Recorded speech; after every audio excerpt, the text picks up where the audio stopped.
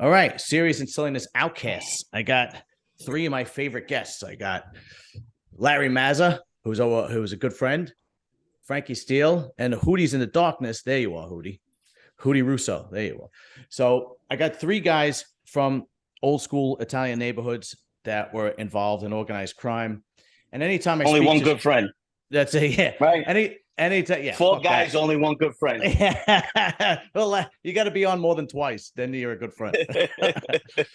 Then, the consensus that everybody says is that when organized crime was in the neighborhoods were kept safer, they were protected, and so on and so forth. So I want to talk to you guys about that. If you believe that's true, I'm gonna obviously have to play a little bit of devil's advocate and bring up a counterpoint so we can have a conversation. And if you guys have actual stories of how they actually protected people from the neighborhood and so on and so forth, that would be great. So I guess we'll start with Larry, since he was the only official made member. Well, thank you for that. Although there's always some people that Remember, for some reason, when you get the believe it's indictment, possible. Larry's name at the top. He's the boss. No. He's All the right, main guy. Regardless of that, we're all equals. It doesn't matter. It doesn't matter. We're all equals, and I appreciate it. I'll go first. It doesn't matter. Ahead, well, I believe that the neighborhoods were safer in certain ways, in a lot of ways, and a lot of people in the neighborhoods will tell you that themselves. They could walk down the avenues, not have to worry about getting mugged or getting, worse than that if you were a girl, whatever. And a lot of people say how they miss us there for that reason. Mm-hmm. Okay. And I'll give you one example. My grandmother was known for sitting out in front of the house all day long. She'd be in her chair and she'd watch the neighborhood go by. Everybody knew her. One day, I'm in the backyard with Jimmy, and we hear the dog start barking like crazy. I look out. There's some junky-looking nut grabbing at my grandmother's purse. He gets it out of her hand, starts running down the street. So obviously, me and Jimmy start coming out, running after him. The dog chasing him a little bit too. We get him about a block away. He doesn't have the purse anymore. I'll fast forward. He threw it in, when he heard us all chasing him, he threw it in the bushes somewhere. Anyway, we get him on the corner, and we're cracking him around. The police pull up. Okay? They get out of the car. They know us, not like friends, but they know us. And the first thing they ask is, what did the guy do? They didn't think we were just beating somebody up for no reason. Okay? So we told them. A few more police pull up. Now, one of them really knows us. Okay? And after we were done cracking him around, the cop actually tells us, if you want, bring this piece of garbage to the apartment building across the street, and we don't care what you do. He was telling us throw him off the building if we wanted. No, he was a known junkie derelict. Right. That's not going to happen today. You're going 25 years, maybe more than that. I was in my early 20s. Yeah, I was 62, so 40 years ago. Wow. Okay. Yeah. But even the cops understood our place was okay. I don't think we were going to listen and throw them off and have them as witnesses, but they meant well. And anyway, I found the purse on the way back because I didn't see it anywhere. And I said, this fucked with the purse. He heard us humming, and I gave my grandmother her purse back. So, there was always those type of people in the neighborhood that were worried about us. Mm. So I do believe it was safer, but not everything. I mean, we were also doing some things that, made the neighborhood maybe a little less safe too. But I'll pass it off to Frankie or Hootie, whoever wants to chime in on that. Yeah, Hootie. It's funny. It's funny because, I mean, John, I freestyle all my interviews, and I'm glad that I didn't know what this was about. And I've been getting up to part of my season because I'm pre-recording to talk about that. And one of my stories that I always tell is back when I first realized that on a real situation that we weren't allowed to talk to cops. And this was about 5-6 years old. And it's the neighborhoods. Now, a lot of people read my situation in the paper, my indictments, gangland, but I'm still in the neighborhoods. You know what I mean? My situation It's just like everybody else's. I wanted to change my life. I got nothing against what anybody else does or, what's going on. I'm still in the neighborhoods. I don't think I'll ever leave. Availability, Bronx Tale. But it has changed. And I could tell you this, coming from a neighborhood that's known probably with the best pizzerias and restaurants in the world, in the country. I lived on the border line, it's always in City Line, it's called, between East New York and Ozone Park. And as everybody knows where I come from, they call it the old neighborhood, where a lot of the guys from that life came from, moved into Ozone Park, and then eventually Howard Beach. So everybody eats now at Gino's, La Villa, they got a few dollars, but it used to be Aldo's on 101st Avenue, Gino's, Villa Russo, and La Villa. So the cops were always in the pizzerias eating, tons of cops, and the old lady gets her purse snatched. And I was 5 years old. I mean, kindergarten. It was the summer of kindergarten. I was in, just finished kindergarten. And the lady just got mugged. So I run out to the first cop car I seen. It's the 75th precinct. So the 75th precinct doesn't work past Drew Street. We're on 75th Street. So it's one block in. I lived right on the corner. And I'm the only person. I run over to the cop car. And there's two young guys in it. I'll never forget, one black, one white, could have been a Latino, and a black guy could have been a Haitian. It doesn't matter. I just remember so like that. And I'm like, this lady, she just got mugged. And the next thing I knew, my mother was a 5 foot, 4'11" tops, probably, green-eyed Sicilian in a nightgown. Yeah. Hits me with a shot that I'll never forget. Right across the mouth from the side. Bloodied my lip and everything. Without even noticing that the cops are there with her, looking at them, she says, "Cursing, you know the effing rules. Nobody talks to the effing police in this family." And I'm looking at her like I'm stunned. And the cop was finishing telling me what he was, going to say when I told him that. And he says, "This neighborhood takes care of their own." And he pulls off. Bloody lip, mother just beat me up in the middle of the street. And next thing you know, within seconds, there was about 4 social clubs within a 5-block radius between the Gambinos and the Bananos alone.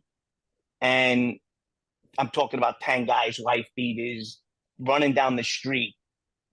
After this, she was just an old lady in the neighborhood, and they were available. They wind up getting the guy. It was Vinny Asari's crew winds up catching him. He wound up being like a local crackhead from 4 Bell Street that worked in Areola Bakery. They tied him to a chair. They beat him for like 2 days. You know what I mean? And then, but this is how the neighborhoods work. Mm. You know what I mean? Within seconds, the cops pulled away. Neighborhoods take care of their own. And these guys seen the old lady that had mugged. It didn't matter if she was Irish, Polish, Puerto. It didn't matter what she was, her nationality. And these guys between the social clubs and the power that was in there. And at that age, I thought everybody was a wise guy. Yeah. Nobody there was even straightened out. And that's the way I grew up. We were neighborhood guys. We were social club guys. That's what we used to call us. So, I was around for that life. I grew up in it. I seen it. The social clubs aren't there anymore. The cafes aren't even there. Even back in the day with the cafes, you still had a few knockaround guys that would come back from Long Island, Jersey, just to come to the cafes for an espresso or a cannoli. And it just doesn't exist anymore. Even in downtown Brooklyn, I remember they had one club. Even after Joe Gallo, I know Joe Gallo was a big presence in downtown Brooklyn, if you know the history. And it was just that presence, right? Right downtown Brooklyn was 1 block. And there's still a club there, if I'm not mistaken. It's a banana place, actually. There was always a presence in all our neighborhoods because this is where everybody came from. Even coming out of East New York, when John Sr., Charlie Wagons was still alive, takes the Bergen and goes to 101st Avenue, they were just moving it out of the area because things got bad. People made more money. Life got better. We evolved. And they brought the social clubs with them, right? Don Pepe on Lefferts Boulevard. It's been there 40 years. But it comes from East New York, the old Genovese stomping grounds. A lot of people don't know because they thought that was a Lucchese stomping ground, right? So when those things move, the neighborhoods move. So how we lived in Ozone Park, they were living 40 years before that on East New York. Mm. And they took care of their neighborhood. You go to East New York now, especially that area in Brownsville, they got the highest murder rate, again, I think in the country, besides, I think they're tied with Chicago.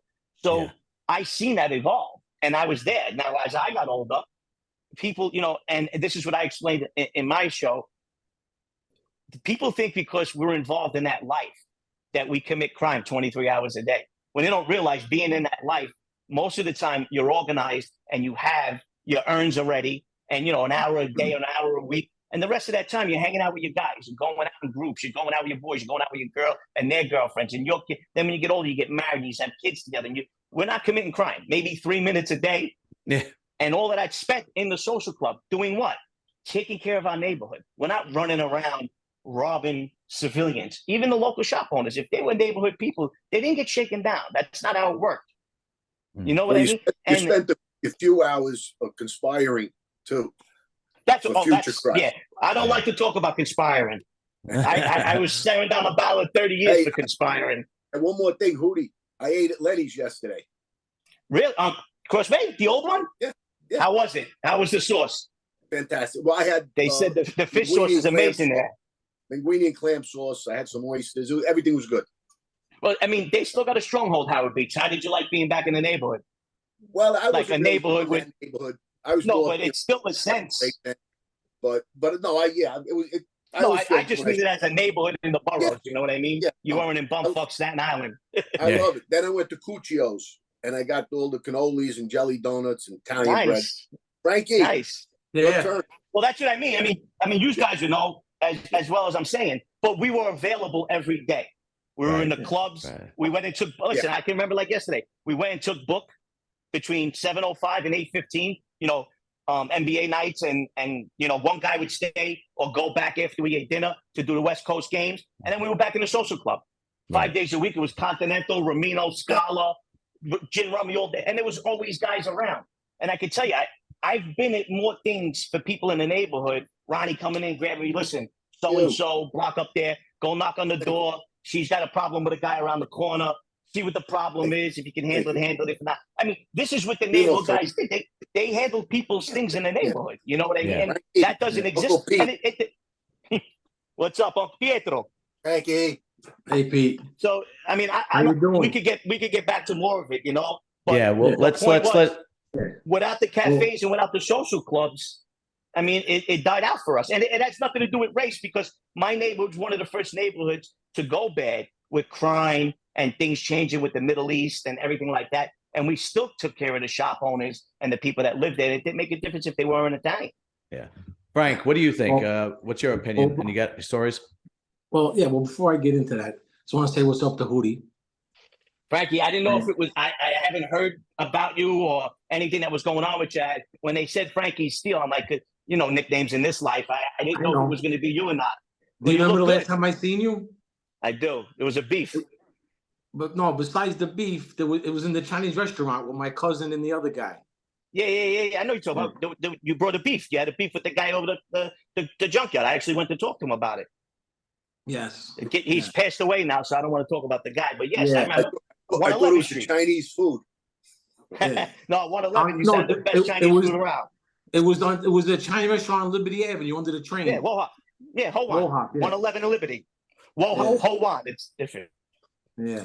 Good, Frank. I'm good to see Frankie. You look good, Frankie. Well, thanks. I just wanted to say hi before I start talking. I didn't see you in a long time. I didn't know if it was going to be you or not. I wanted to make sure. No, it's me. I spoke to Larry yesterday, but basically it's like this. When we were around, say, even like 30 years ago, 35 years ago, 20 years ago, 25 years ago, there was a sense of security in the neighborhood with the people who lived there because we were around. They felt the safest, even though they knew we were doing wrong in the back of their minds. They felt a sense of security, and they don't have that no more.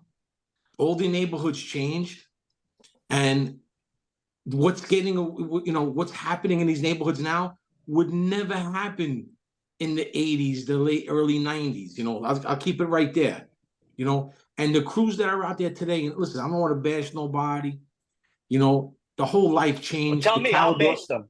Don't worry.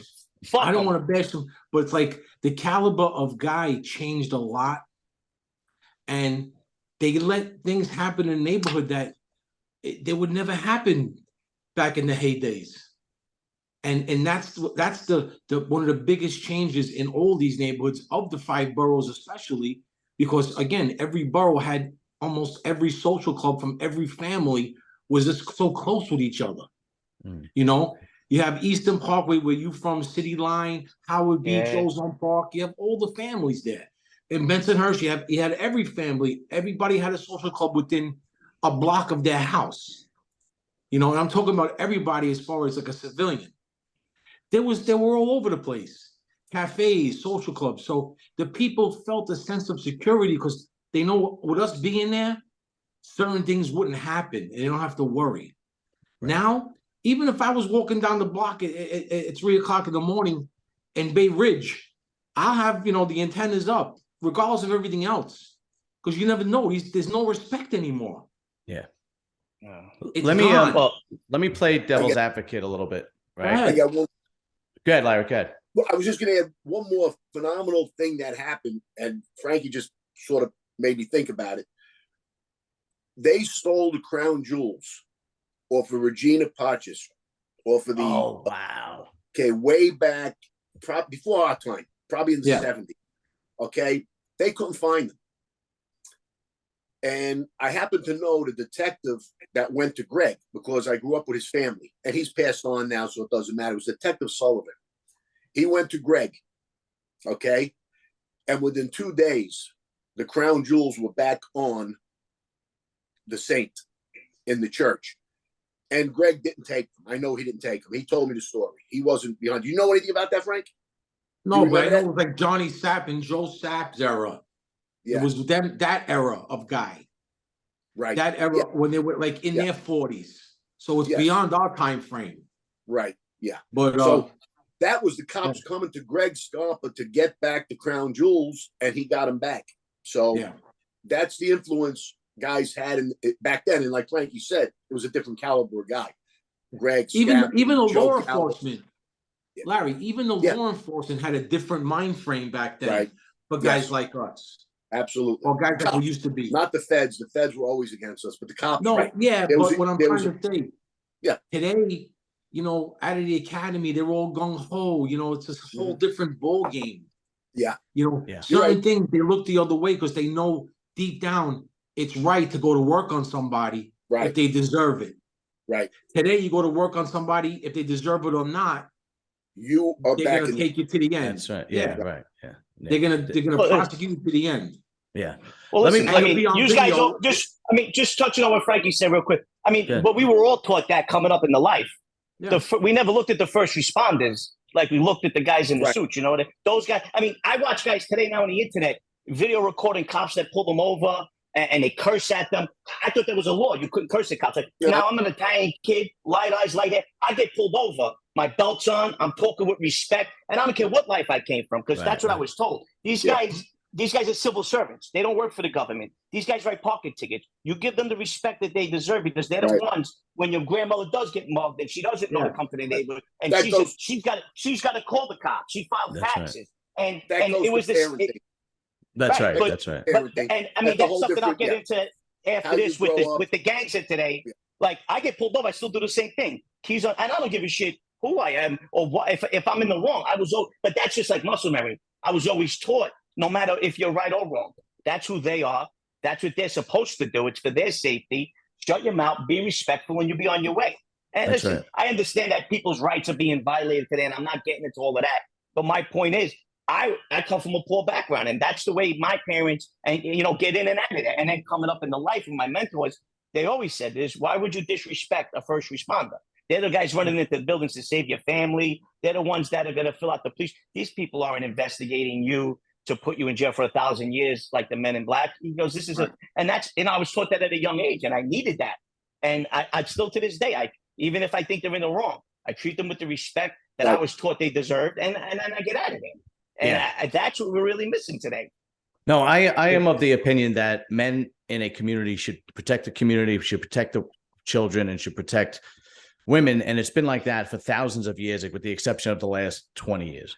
And you could actually see the difference. You could see the way children are headed, with the whole feminization, the trans thing, and you could see how women make poor choices when they pick husbands, and they have like a 70% divorce rate, file for divorce rate, and you could see where it's going, and there's no guidance. But just to have a discussion, let me play devil's advocate, right? My father had a brand new Cadillac, and it was in El Dorado, and he used to park it right in front of the house. And he had to actually rent a garage because, you know, we didn't have any garages in Brooklyn. He had to rent a garage because one day he came outside and the grill was gone, and the next day he came outside and the bumper was gone. Some punk kid stole the emblem. He had a phone in the car. The phone was gone. The radio was gone. And then every night he would come home and tell my brothers to go up to 20th Avenue and go buy another radio. Go see if they got a bumper. He would never go to the car part store or anything like that. But he would have to rent a garage just so nobody would steal parts from his car. Right. So it's just a small element, but it was an element that was a headache and it was real.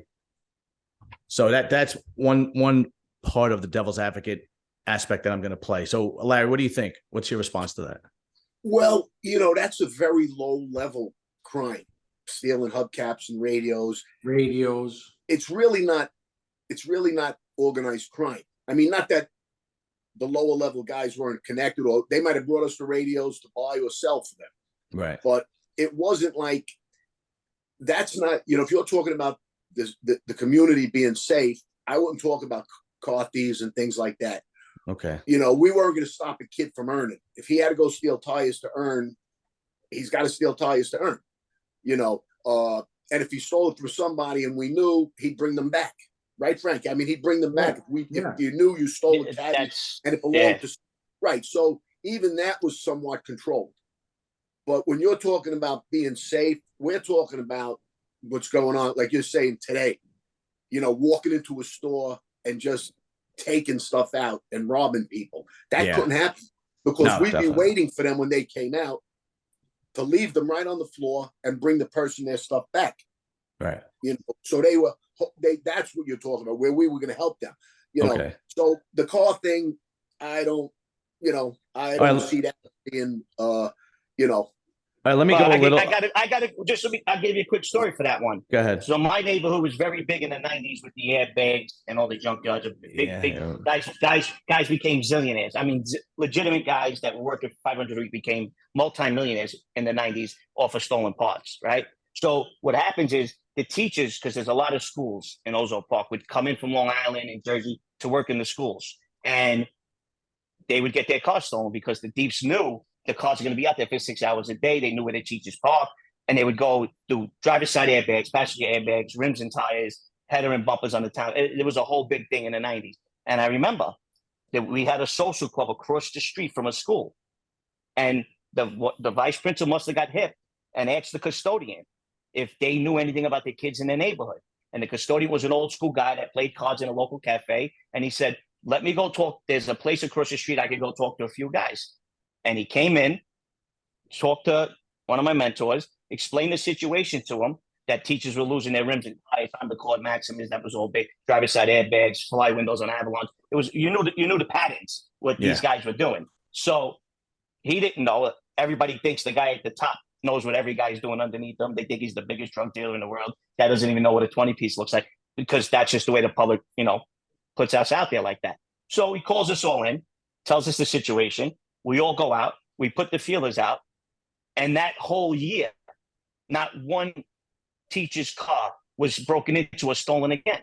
Because it was told, you come into Ozone Park and you're robbing cars from a school that's teaching our kids around the corner from social clubs and cafe, this and that. We're not going to look for you, but if we find you, we're going to leave you there. Right. You don't do that in this neighborhood. And they moved on. Okay. Not again. Never again did it happen at these. And I'm sure your father wasn't a knockaround guy like that. But if he would have went into whatever area you were in and there was a social club and he went in there and said, listen, I work hard every week to pay my car, my family, and I got to worry about coming home and missing my bumper and missing it. The neighbor, they would have put the word out right away. What are you doing robbing civilians' cars in the middle of the night in this neighborhood? I mean, that's the way the neighborhoods I grew up in worked. And it worked. It worked for 40 years before I came along. All right, let me go a little bit deeper, right? I'll give this one to Frank. So Frank, I used to live across the street. I was on 61st Street, and there was a girl that lived across the street. Her name was Lisa. I'm not going to say any last names. Her name was Lisa, and then the girl used to babysit for me. Her name was Debbie, and they were good friends. They were in high school, and they were hanging out in Lisa's house. And her older brother, I think it was Michael, out of nowhere tackles the two girls, in the middle of the living room and holds them down because somebody was looking for Michael, and they shot up the house. And if he didn't tackle those two girls, they could have possibly been hurt or killed. So again, I'm just playing devil's advocate. I agree with you guys. Otherwise, we'll have no conversation and we'll just talk about how wonderful everything was. So what would you think about something like that? And it wasn't wonderful. It wasn't wonderful. Yeah, that was real. It was real. He had a problem with somebody, apparently. Right. Now, you don't know who that somebody was. It could have been somebody who was around somebody, a knockaround guy, or it could have been some just, guy that was on his own, and you don't know what kind of beef he had. Mm-hmm. So for him to go and have this beef, whatever he had it with, we don't know now to give an answer to you as far as why they did it like that. It could have been something where, the guy that did it had no direction, or just was so fed up with this guy, didn't care. Mm-hmm. And because I was in a situation similar.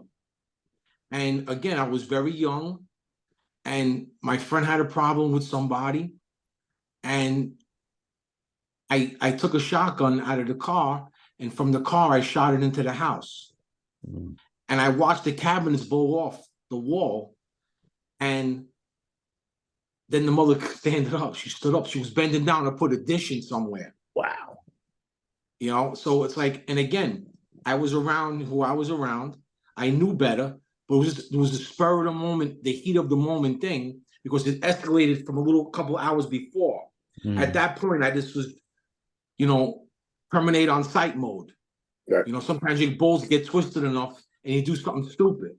Right. Okay, Larry, you but gonna as say you get something? older, what Frankie's done.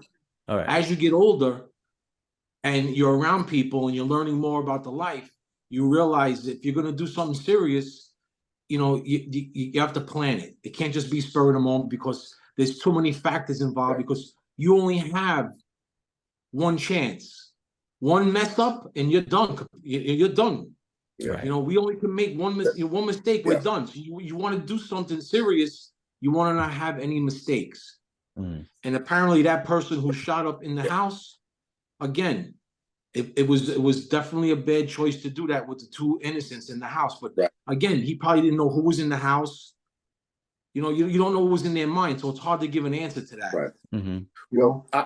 I would say this: most older guys in that life that are of some substance, okay, would not condone that. They wouldn't ask a kid to go do that. So, like Frankie said, it was a heat of the moment. It wasn't something that they would plan. No. They'd actually do the opposite. Watch the house, make sure there's no kids. When he comes out, when he walks out, you get him in front of him. You make a better plan. Yeah. But again, in the heat of the moment, it could happen. It doesn't make it right. But the life itself wouldn't condone that and wouldn't ask you to go do that. Mm-hmm. He would get killed either coming out. It's all right. Yeah. He would get killed either coming out of the house or going into the house or in his car. Right, he wouldn't get shot through a window. Mm-hmm. That's why he's saying it's somebody young who just, Flew wasn't taught right. Didn't know how to handle a situation. And again, I knew how to handle situations. I was just so aggravated that you let your emotions take over. Yeah, and it was just a crazy night. Okay. But again, I was young. Mm-hmm. As I got older and we had to do serious things, everything was planned out properly. Right. The family didn't cause that. The family that structured the thing you're talking about, Cosa Nostra, didn't condone it or cause that. Okay. They would basically they would stop that. All right. So Hootie, I'm going to give you this next one. I'm going to keep it 100, right? In the neighborhood that me, Frankie, and Larry are from, in your neighborhood, it was very safe if you were Italian.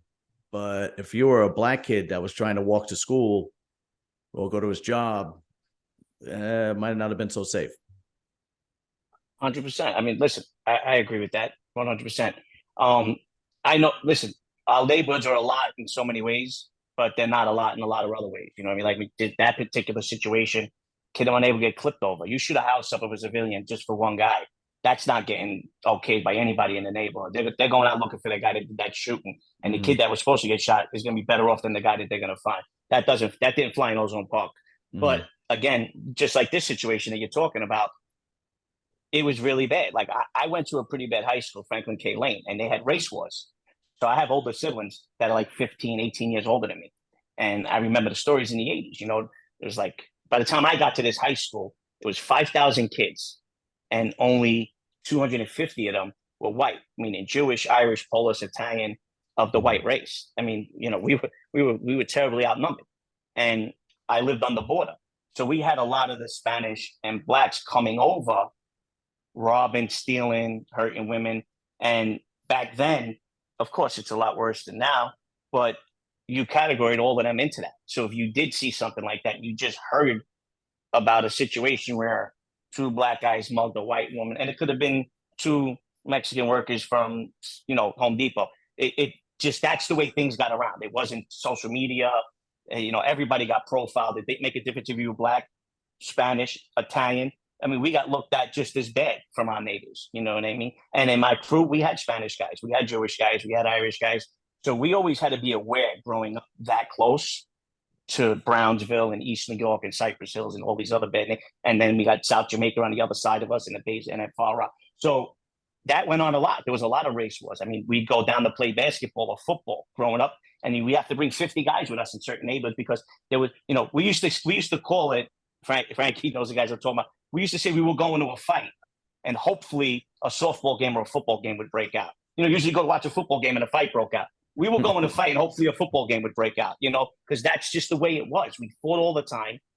And you got to remember, the Bloods and the Crips were introduced in 92 on Rikers Island. So our neighborhood started going bad real fast. So you're going back to the 80s and 70s where we were getting chased home from schools and the basketball courts until we got back into our little neighborhood, and then we were chasing them out. Right. So it went back and forth, but you're only going to hear about the Italian guys cracking some, you know, and I'm just Moulignan's head open. That's not the way it worked. You know, we didn't look at people like that. It was, we fought with guys that were 6 blocks up, hanging out with the Colombo Club or the Lucchese Club because we were Gambinos or Bananas and we didn't get along with them. We fought with them just like we were going to fight with the guys in East New York. I mean, there's more civil war within the Italian community than outside of it, you know? But that did happen. If a guy was walking home, he most likely was going to get jumped by 5 white kids. Didn't know if they were Italian, Polish. That was going to happen in my neighborhood because there was going to be 5 punk kids that were going to do that. Right. You know what I mean? 100%. Yeah. And it was bad. People got profiled like that. And things were said and slurs, which guys go to jail for now for even saying, you know, words like that. It's called hate speech. But that's just the way inner city neighborhoods grew up. And in an Italian neighborhood like that, the truth of the matter is, if you're not on that block living, you don't belong there. Yes, another Italian kid's going to get away with that because he looks like he belongs there. Right. So, I mean, nobody looks at it from both sides because there wasn't social media back then. Right. Go ahead, Larry. You wanted to make a point? Well, Frankie wants to say something, then I'll say something. Go ahead, Frank. Go ahead. Frank. You know, I'll tell you a quick story. This is a long time ago. Now, I'm on 20th Avenue. Now, John, you know where 20th Avenue is. Larry, you know where 20th Avenue is. Mm-hmm. And I pull up in my car, and I see there's guys with bats. So I recognize this guy, Joey Farmer. I recognize this other guy. Yeah. And, you know, like, yeah. So now I'm like, what are you doing? They're like, oh, no, we got a problem. These guys are coming. They're going to start. I'm like, you know, all right. I just got to go to 86th Street. So I go to 86th Street, you know, under the train track. I go see a couple of people there. And then I come back, and there's cops everywhere. And that's when they killed Yusef Hawkins. Wow. That night. Buying a car. Yeah. You know, yeah. And he was just buying I was actually going to tell the Joey Farmer story. Yeah. Yeah. I was there with them. I lived on his block, so I knew them well. And all those kids I knew well. And again, for that one night of stupidity, look what it cost all these kids. Yeah, right. And Joe was still in jail. But do you see the story that came out? They were at a party. The guy was banging. There was a guy that was banging the guy's girl. They all piled in the car, and supposedly Joey didn't even get in the car. That's the story they're talking about now. I just seen it the other day. That's why when you said that, I knew what you were talking about right away. Yeah. And the kid was out buying a car. Go ahead, Larry. What were you going to say? But now look, they threw their lives away. Oh, yeah. It was stupid. It was stupid. Yeah, absolutely. Well, what I wanted to do when you first posed the question and said, go ahead, they came in our neighborhoods. At the same time in history, we couldn't walk through their neighborhoods either. 100%. So Right. it Absolutely. was something going on with the world, the neighborhood, and it's changed for the better. Thank God. I mean, everybody's sort of coexisting and getting even more than that, getting better and better, and seeing people for what they are. But back then, like they couldn't come through ours, we couldn't walk through theirs. If I walked through Harlem or through Coney Island, I got mugged in Coney Island. That was my point. I got mugged. They only heard about outside. Yeah, Right. They but only heard see, about Larry, It outside. happens. Right. It you happens. see And it's funny, Bensonhurst, Frankie Larry. told the story. Yep. Wait, you see Bensonhurst? You got to remember now, it had pockets where there was projects. Of course. Yeah. Okay, now Marlboro projects. like Bay 50th Avenue U, that right in the middle of that The Marlboro Project was Marlboro Right, where you Project. said, where I right? got Yeah. mugged. Yeah. I came out of Plaza Suites, Sammy the Bulls Club, and I got mugged. That's And unbelievable. we drove around for nights looking for these guys, couldn't find them. But the other thing I wanted to say was if you were talking about the time and everything. Also, you know, in my book, there's a part of when I was in prison, and when you're in prison, you're with the worst of the worst blacks, the worst Italians, the worst Spanish, whatever it is.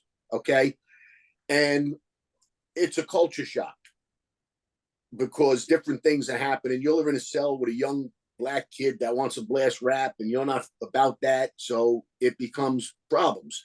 So for us guys who did time, you know, a lot of times you got that in the back of your head too, you know.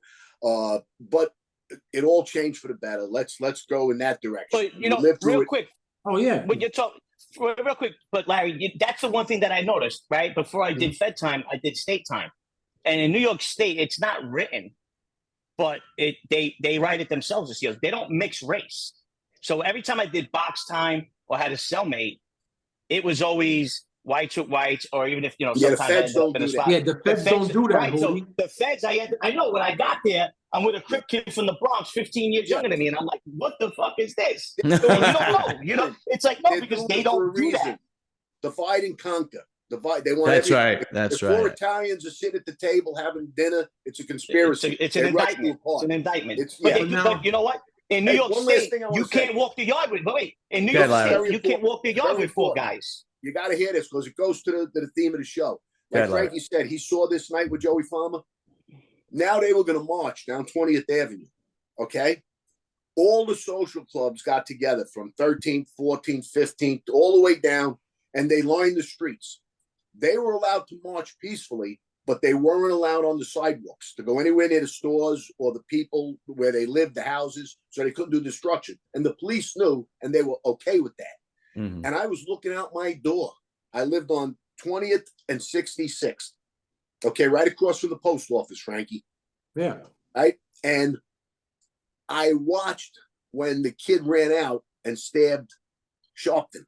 Wow. Yes. Remember that in retaliation. And he got in a lot of trouble because they had the streets lined, everything was safe, and this lunatic, like you said, that one dummy that had to decide to make a name for himself, and he did no good for the neighborhood, he did no good for anything. It was all organized the right way. That's the point. We were there, the streets were lined up with guys controlling it, helping the police control it, and one knucklehead got to run out and stab the guy. So yeah, no, protecting your community is something that's been going on since the dawn of time, and it's only recently that men don't do that in third world countries. I mean, first world countries like now and in the UK. But since the dawn of time, men have always protected their communities because they really had no choice. If not, your women, your kids were going to be infiltrated. Everything would have been taken away from you, so on and so forth. And you had to learn how to defend and fight. And it's innate. I really, truly believe that is instinct for men to protect women and children. I see it myself. If I see, a girl, maybe a guy in the gym getting a little bit too close to the girl, I have to stop myself from going and say, you're getting a little bit too close. I don't do that anymore because it's a whole different world now. But I believe that it is instinctual as humanity, as people. I believe that men are instinctually going to protect. And here's why I say that. I brought up the race thing because I saw it. But if you were Puerto Rican and you were from Bensonhurst and you grew up with everybody, nobody bothered you. No. That was my point. If you were if nobody knew you, because my brothers went to FDR. And there was always like race wars and things like that. And the black kid, they would bust their kids in, and they would have to try and get to the subway, and that's when they would get beat down and so on and so forth. But there were kids that my brothers knew from the neighborhood that were not Italian, and they knew the family and so on and so forth, and they were fine. So it's partially race, but then it's partially just protecting the community, right? The other big thing that I wanted to ask was, and I'll give this one to Frank, was drugs. There were spots where my parents told me I could not go to.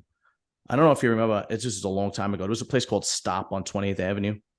It was like between 60th and 61st. And it was two brothers. And I remember they had video games in there, and they sold ice cream, and I wanted to go there. My mother told me, you can't go there. They sell drugs in there. No way. You're not allowed to go there.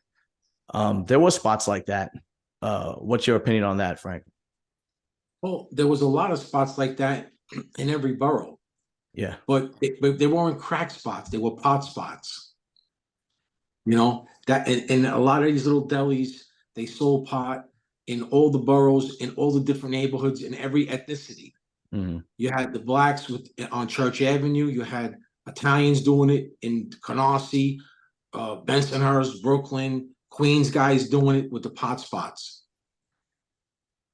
And then, things changed and crack came, and things kind of went downhill for some neighborhoods. And in some neighborhoods, it didn't affect hard until maybe 10 years after it hit. But again, as far as that, I mean, an opinion on it, it was these guys were earning, right, and they weren't hurting nobody. People were coming civilly, buying something in the store and getting a bag of pot and leaving. Right. I think it was coke, because it was the early 80s. Again, that's and beepers came, and then people just deliver it to your house. Yeah, that's right. That's right.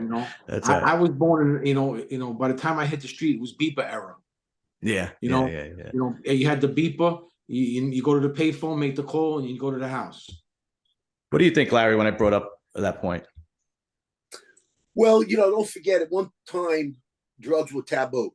So we early on, believe it or not, as much as Frankie knows, Greg got into the business and became the kingpin of all kingpins.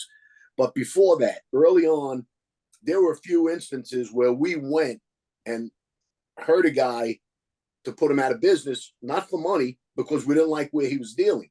One in particular was Scappy came to us, a diner he went into every day for breakfast on either Bath or Cropsey. I think it was Cropsey Avenue. The guy was selling drugs, whatever drugs it was, I don't know, to a nearby school. Kids would come in there. And he told us we had to stop it. So we went in one morning, 6 a.m, 5:30 a.m, and annihilated the guy. I mean, it was one of the most vicious beatings I was ever part of. It was bad. One more shot, they said he would have been done, and anyway. So fast forward 10 years later, like I said, and how things changed, the same guy that told me to be part of that was now probably the biggest drug dealer in Brooklyn. Right. So there was a time, again, the timing is very important to all the things you're saying. When there were men of substance, like Frank said before, and now they're scraping the bottom of the barrel. Guys are just, it's a whole different ball game. Yeah. And Greg took it to a whole new level, Larry, remember? Yeah. Not only was he shaking down all the drug dealers in the neighborhood for 25%. Wow, really? They all had to buy their product through him. And the product sucked. I remember hearing that. Yeah. One of our friends, FL, used to complain about it. And he was the one that was vocal. I loved it. He says, I got to buy this. I can't move it. It sucks. 25% plus you got to buy. You're exactly right. It was amazing. Yeah. Well, Hootie, what about your neighborhood? But Hootie would know best. Hootie would know best about this. Yeah. This is Hootie's forte. Yeah, 38 years, right? So, listen, I came up in the crack era, and I was surprised when I came. Now, to us in Ozone Park and Howell Beach, Bensonhurst is supposed to be the Mecca. I don't realize it till years later how many crime families were in my neighborhood alone. But you think of Bensonhurst, you think of organized crime. I didn't, realize it yet. And then when I went into Bensonhurst, I remember in the 80s, I couldn't believe the weed spots, the cocaine, like you guys like had it in the neighborhoods. Now, I was always told that I had Sicilian parents. I remember my father saying, "Stay away from that guy, papaya, but it's heroin." So I'm like, "That guy's a heroin dealer," and all you hear is how organized crime is heroin dealers. And I remember you couldn't cross Drew Street with crack. They caught 2 kids 1 block over the border selling crack. One of them they never seen again. The other one left unconscious, baseball bats. What they did to this poor guy, I don't even know if one of them even survived. And my understanding was there was pot because my mother caught a guy doing a deal in front of the McDonald's in front of my building. She ran into the social club. She grabbed the guy, it was JoJo at the time, grabbed Joe, screaming and yelling. They're selling drugs. Next thing you know, a van pulls up. They throw this guy in the back of the van. Never seen the guy. I heard it was a pot. The guy gave a guy a bag of pot. My mother seen it. I mean, you knew you needed cocaine. You went to the after hours. Only certain bars had. But at this point, I'm not knowing any of this because it's all being controlled by the guy that I eventually want to be with because I was in the drug game at a young age. And my whole life, I thinking they're all papaya dealers. And then hearing that, the Gambino family's papaya dealers, when I didn't see heroin or hear about heroin until just recently with the pill epidemic in our neighborhood. And then to come to find out, even the guy they got down doesn't know the first thing about drugs. And that's the reason why I even got into the life, because I thought this guy was like the biggest drug dealer in the life. And the only thing because I eventually took it over from, he was extorting pot dealers. And the word in the neighborhood was because drugs was such a big deal back then that he was the biggest papaya dealer on the earth. And all he did was he didn't know the first thing about drugs, but he had power. He was a captain and he extorted pot dealers. That was his thing. And for them to work, they had to pay him. And it was that you went to this after hours. And then eventually, with Frankie saying, there was guys working off the beeper that we didn't know. They delivered it. And then, the cell phones with the free nights and weekends, you get 9 at night. People worked off the cell phones after that. And they kept it quiet. And that's the way it was supposed to be. If a neighborhood person seeing a deal go down as small as a pot deal, this guy was never heard from again. They put him in the back of a van. Come to know that these guys were paying all the local bosses and the local tough guys in the neighborhood to sell drugs, but they had to obey by rules. And eventually all those rules got broken because I was one of them to break it. But everybody took money. It doesn't, and that's what they try to prove with RICO. Just you're shaking down a drug dealer, you're a drug dealer, And yeah, it hurt the neighborhood because you had guys that were messing around with pot being considered heroin dealers. That's a big, big jump from marijuana. That's what I come to see the beeper businesses and the corner store businesses in Bensonhurst, which I know the Green Reaper was a huge part of that. Garbage bags full of, that was a big business for you guys in Bensonhurst. And it was going on in Ozone Park and Howard Beach by the fucking ton. I was a witness to it. I was a participant. Used to back the trucks up to load the money into their houses. Yes, it was huge, but it was like taboo.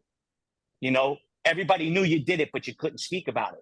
And that also hurt a lot of people because a friend of mine did 10 years for for being a big time cocaine dealer because everybody said he papaya. But the guy had a lucrative joker poker business and a poker game, but it was a RICO charge. He blows to life, or does he take 10 years for a mandatory minimum on a cocaine charge? Mm-hmm. And that's how it was between Ozone Park and Howard Beach. And then eventually, with the changing times, the gangs come in, the Spanish, the Black, the Dominicans, the Haitians, and they flood those neighborhoods with drugs. And what do?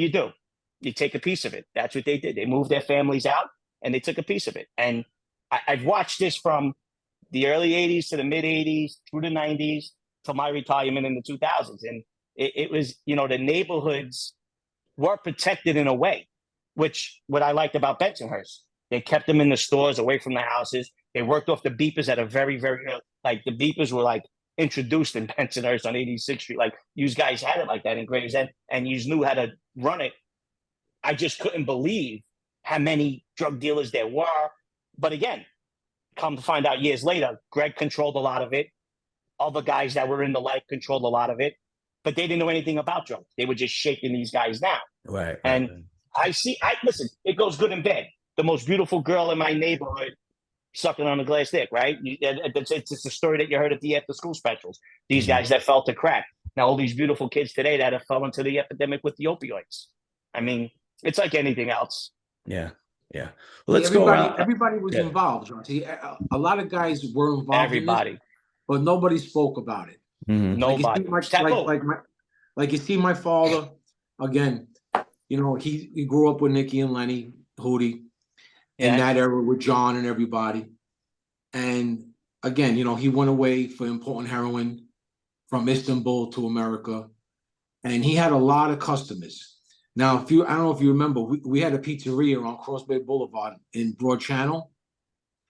And that was that we would sell pizza, but my father would have all these guys come, and it would be guys from Washington, black guys from Washington, black guys from Harlem.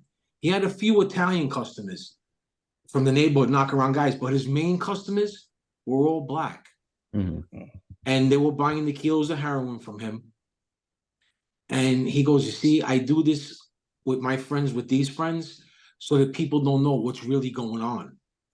And why I say this is so many people in this life that weren't allowed to be a part of drugs, as Hootie said, they all were doing it. Right. But they couldn't let that money, they couldn't leave that money on the table. Yeah. They wanted a piece of it. Yeah, everybody's got to get a piece of it. And Larry. Just quick thing is the same guy that I seen early on getting a beating on the corner for selling drugs. He got a beating because he was selling in the wrong place in the civilian scene. Come to find out, he was paying a neighborhood guy. Oh, you know, and they take with one hand and they give him with the other because they got to show to the community. So I always thought, wow, these guys are stand-up guys. And then like years later, I come to find out these guys were all with this certain person. It was like, holy shit. Like, this is how undercover they would give their own guys beatings. Go ahead, Larry. Yeah, you wanted to make a point? I want to say this. You know, you say everybody got into it, and that just for the money. You had a guy like Greg. I know he was making in the Shylock business $25,000 a week. Okay, he was making in the number business. It varies, but anywhere from 15 to 45,000 a week. That got split up with different people. He was making money with the fake credit cards. He was making money with Joker poker machines. He had no reason to get into drugs other than being just ridiculously greedy. Because here's the difference. All those things I just said to you, he could cop out, make a deal, and forget he was an informant and all that. You know, if you get pinched in this thing, you can wind up with 8 years, 5 years.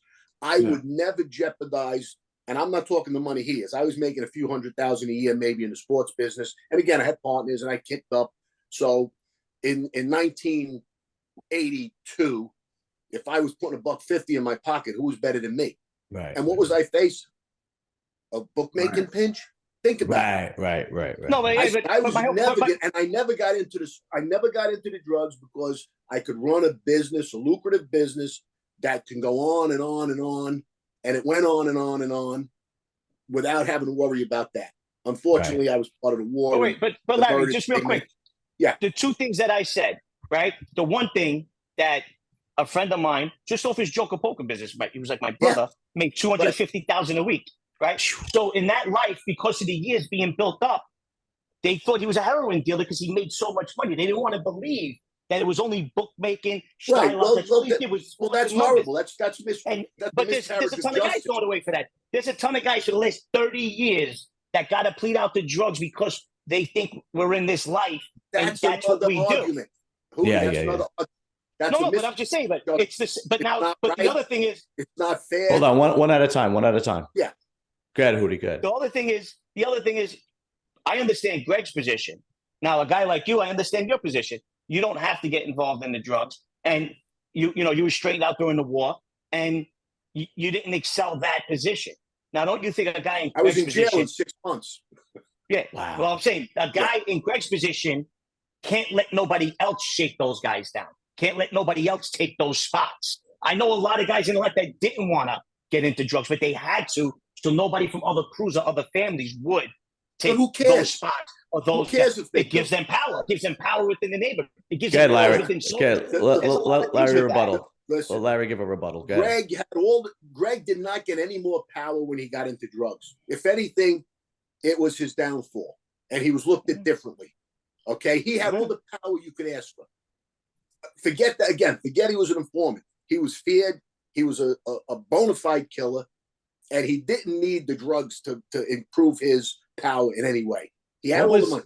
Larry, he was just greedy. He was just greedy. Larry, what was yes, what was, I agree. Greed. It was never enough. But what was Scappy's opinion when Greg got into the drug business? Well, I'm going to tell you what happened. Scappy was against it. He was against it, but they convinced him it was only pot and it was only shaken down. And when he started getting the envelope, he took it. Now, Scappy didn't have the money. Scappy wasn't the earner Greg was. Right. Scappy was a gangster, and he made his money, numbers and shot, whatever. You know, he got his piece because he was a long time, again, I'll use the word bona fide captain, a true captain. He was a boss for a while, you know. Yeah. But he didn't condone it. He didn't want to be part of it. But the almighty dollar won out. They convinced him it was only pot, and it was only shaken down. We're not selling. We're not dealing. We're not financing. We're just shaking them down. They're paying us a street tax to exist because we run the streets. That's how they presented it to him. I see. And he took the envelope every week. Right. You know. Frank, let's go around the bend because and this is gonna be the last question because I'll let you guys go. It's been over an hour already. What? Overtime. Yeah. Frank, if you could go back, if you could have that neighborhood back the way it was, would you prefer it that way or just leave it the way it is now? Well, again, you know, you move on in life and you have your memory of how things used to be. I wish the neighborhoods could go back the way they used to be because everything, even though it was chaos and a lot of stuff was going on in the streets, it was a lot simpler for the street guy, and it was a lot simpler for the neighborhood people. You know, and so basically it's a sense of giving back to the community almost, just to have that way back again. And it would take a lot of stress out of the entirety of the neighborhood, from legitimate civilian to knockaround guys. You know? Right. And I would love for it to go back like that. Not for my sake, because I know what like it was. It's for the next generations of growing up, to let them have a sense of the security, a sense of, you know, you're under the umbrella of someone who you don't know them, but you know they're there if you need them. Right, a sense of community. Yeah, absolutely. I agree. Yeah, and I would like it to go back to that if it could, just to get it for the next kids, because the way kids are today, they don't have that. There's no respect. There's no guidance. There's no discipline. There's no respect. Absolutely. No guidance, no respect, and they all think they have a sense of entitlement to something. Yeah. You know, and it's disgusting. And like you see, like the way prison is now, even, you know, back when, you know, prison was good to go to, you know, you enjoyed it. The neighborhood, your friends were there, and it was just a good time, you know, but there was respect with the other crews in the prison. Like, see, like Hootie said, in the state prison of New York, you know, you have your court, you have where you eat, you know, you don't walk with many guys, and you stay with your own kind. In the feds, it's all integrated. You know, you have New York. If you're from New York, it doesn't matter if you're Spanish, Chinese, black, white, you all split together in the feds. On the East Coast. Now, when you go in the feds and you're on the West Coast, it's another ball game. You know, I got sent to Terminal Island on the West Coast towards the end of the bid. After spending 3 years in the hole, 4 months on the Con Air, 6 months in Terminal Island's hole, and then got put on a compound with 3 Italians, me and 2 others. It was me, and back then when I got there, I might have been about 33-ish, 33-ish. The next Italian was Rennie Picaretto, a boss from Rochester. He was like almost 90. Wow. And then there was another Italian, Rosario Gambino, Joe and John's brother. Joe Rosario, yeah. Rosario. Frankie, and did you ever tell John the story what you did in Allenwood, you and your bunkie? You ever tell John the story? Yeah, they know. They know. With the food? Yeah, with the food, the lobster. But what I'm trying to say, you know, after I did that in that prison, I got sent, you know, to Terminal Island. And now I'm in the West Coast prison, and I go into the unit. Now, remember, I'm used to East Coast prisons. I go into the unit, and a bunch of like ABs come up to me. And they were like, yeah, you're a Peckerwood? I'm like, No. The fuck You're is a white, pecker right? with it? Yeah, I said, I'm white. You know, I'm white. He goes, you're white. I said, yeah, I'm white. He goes, well, this is our TV room. I said, listen, who are the Italians there? Where are they? Yeah, They right, go, right. there's only two, and they're on the South Yard. So now you see the chow hall a lot different. You got your Bloods and Crips, you got your ABs, your skinheads, your dirty white boys, your Nazi lowriders, Wow. your stragglers, your biker gangs, you know, white. Now you have the Chinese that run with the Mexicans, where you have your Serenos, your Norteños, your Paisas, your Texas Syndicate, the Mexican Mafia, the cartel guys, the Carrios, they all stay together. And it was the first night there. I was like not traumatized. I was just culture shocked. Mm-hmm. And they put me in a dorm for the first night, and I'm on the top bunk, and on the bottom is a black guy named G. He was a Crip. So again, we're talking because we know we're on the same area of this dorm before I made it to a cell. And he goes, let me ask you a question. If there's ever a riot, what would you do? Who would you stand with? And I never was put into that position ever in my life to be in a race riot. Again, I come from Bensonhurst, predominantly Italian, but I lived up the block from the Marlboro Projects. I grew up there. Mm-hmm. And I was always in that project as a kid. So I was always mingled in to all different cultures, all different races. So now for the first time after being in jail, like I might have been in like 13 years already by the time I got asked that question. And I was like, listen, I'm gonna stand with whoever comes at me. That's what I'll protect myself. And sure enough, not even a week later, there was a race riot that I never seen anything like this in my life. I just was walking to the South Yard and the gate closed, and then all of a sudden, like a flick of switch, there was a race riot going on in the gate behind me. And I had to sit out there till the next day. And I watched the blacks fight the whites. The Mexicans were fighting everybody, black and white. And it was just like a racial thing that it's like a race war, like something from the 60s was happening right now in the 2000s. Right. And you see how it declined, the way of the respect in the prisons, how it declined with the kids that are coming in with no respect. And what I mean by that is they're growing up in the streets now with no respect and mayhem. And if the neighborhood was like it was when we were out there in the 60s, 70s, 80s, you know, early 90s in our gap, it would give so much back to the community as far as the standards mentally of growing up. Yeah, I happen to agree with you, Frank. You know what I mean? I veered off on this, but you That's understand right. what I'm trying to say. Yeah, no, you know what I mean? I happen to agree with you. I wish there would be more community. What about you, Hootie? Your answer to that question is I wish I had a hot tub time machine and I can make it all go back to the way it was for everybody who's there now and bring them to 13th Avenue, to 18th Avenue, to Cross Bay Boulevard, to Woodhaven Boulevard, to Liberty Avenue, to Rockaway, to where it was in those times. Yeah. You know. What about you, Hootie? What do you think? Are you comfortable with the way things are now, or would you have preferred it the way it was? Oh, listen, I take 85 to 89, 90. I mean, old school 101st Avenues, block parties, 4th of July's. But listen, it's funny you said that. Then you asked Frankie. Frankie, the first time we ever met, you just came home. We're eating in Arios. We're in suits. You walk in a sweatsuit, and we didn't use cell phones at all, even up until we got pinched in 2011. You had a beeper, but we didn't know. And you sat down and you're talking to, your family. We're all eating. And you said, fuck these cell phones. I'm bringing back sweatsuits and beepers. And you took out a beeper. And, we haven't seen a beeper in, 20 years. And they're like, yo, this fucking Frankie steals nuts. We're in the middle of a he's in a fucking parachute sweatsuit and he pulls a beeper like this out of his pocket. I didn't know if the fucking thing was connected. He's like, no, it's fucking connected. I don't fuck with these fucking cell phones.